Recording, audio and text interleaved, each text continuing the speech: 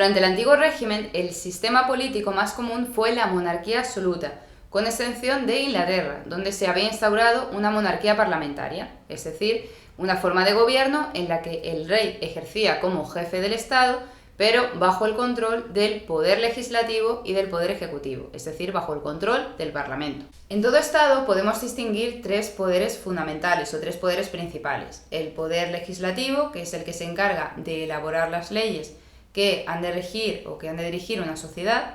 El poder ejecutivo, que es el que ejecuta, el que aplica, el que lleva a las prácticas esas leyes.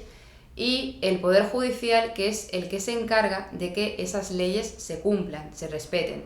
Y en el caso de que se incumplan, pues de proponer las sanciones oportunas. En los estados democráticos actuales, estos tres poderes principales, el poder legislativo, el poder ejecutivo y el poder judicial, están separados y son ejercidos por instituciones diferentes. ¿Y pues por qué? Pues simplemente para evitar que una sola persona concentre demasiado poder y para fomentar que estos poderes se controlen mutuamente, es decir, que el poder ejecutivo controle al poder legislativo, al poder judicial y viceversa.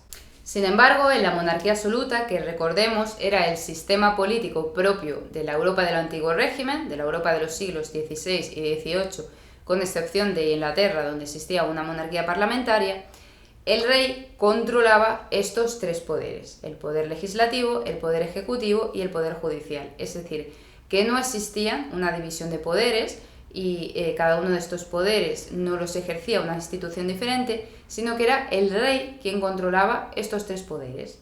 Y además ejercía estos tres poderes sin ningún tipo de restricción y sin ningún tipo de límites, es decir, de una forma absoluta. El rey dictaba y promulgaba las leyes, es decir, que ejercía el poder legislativo, gobernaba y designaba libremente a sus ministros, es decir, que ejercía también el poder ejecutivo, y además era el juez supremo y todas las decisiones que tomaba estaban por encima de cualquier otro tribunal, es decir, que también ejercía el poder judicial. Pero ¿cómo se justificaba en el antiguo régimen que una sola persona, que solamente el rey, controlase los tres poderes principales de un Estado?